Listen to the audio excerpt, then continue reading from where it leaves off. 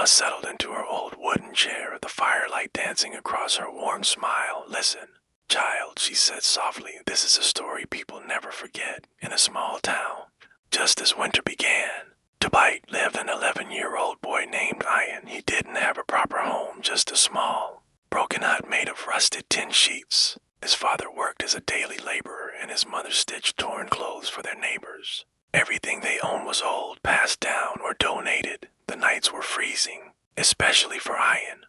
Had only one thin torn blanket so full of holes it barely covered his small body. Every single winter he would shiver uncontrollably until the sun finally rose. But Ayan never complained.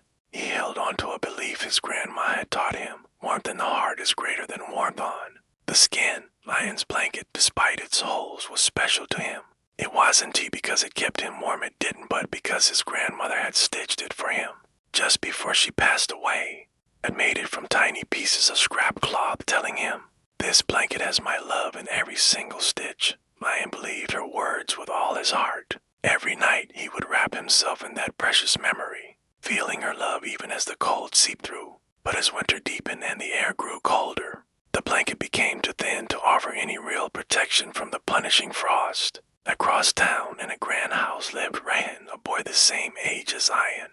Rayan was rich. He had a room with central heating, shelves overflowing with toys, and at least 5 new blankets, all of them expensive, soft, and incredibly warm. Yet, despite all this comfort, Rayan wasn't happy. He felt a deep loneliness. His parents were always busy, always traveling, always absent from his life. One cold afternoon, he was walking through the marketplace when he noticed Ayan. Ayan was sitting on the ground, trying to warm his numb hands over a small metal bowl filled with burning scraps of paper. Rayan walked closer and saw the tattered, hole-filled blanket wrapped tightly around Ayan's shivering shoulders. Rayan approached him cautiously. "Why do you use that old blanket?" he asked, his voice gentle. Ayan looked up and offered a weak but genuine smile. "It's not old, it's love. My grandma made it for me." Rayan stared at the holes, so big you could see right through them. He felt a strange ache spread through his chest, a feeling he couldn't quite name. That night, Rand stood in his warm, comfortable room, but all he could think about was Ayan, shivering alone in his hut. He walked over to his bed and picked up his favorite blue blanket, the softest, warmest one he owned.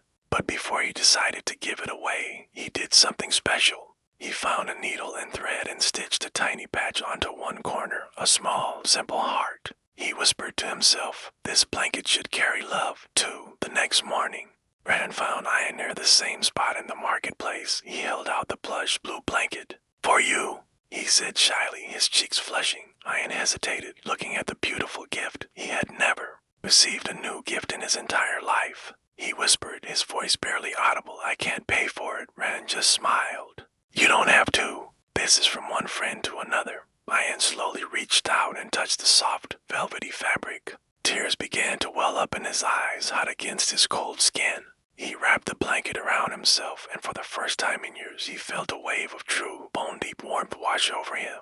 Passerby, a local photographer, saw this incredible moment and captured a photo, the poor boy with tears of gratitude streaming down his face, the rich boy with a shy, kind smile, and the brand new blue blanket hanging between them, a bridge between need and kindness. The photo was posted online and it went viral. People from all over the country were moved by the simple act of compassion. They started donating blankets, clothes, and winter supplies to poor families. Within just a week, the town's local shelter was filled to the brim. Within a month, the wave of giving had reached other towns, other cities, and even other countries. Reporters came to interview the two boys. They asked Rand, "Why did you give him your favorite blanket?" He replied simply, "Because his heart was warmer than mine." And when they asked Ayan, "What did this gift mean to you?" he held his grandmother's old, torn blanket in one hand and the new blue one in the other and said, "This one kept my memories warm, but this new one, it kept me warm."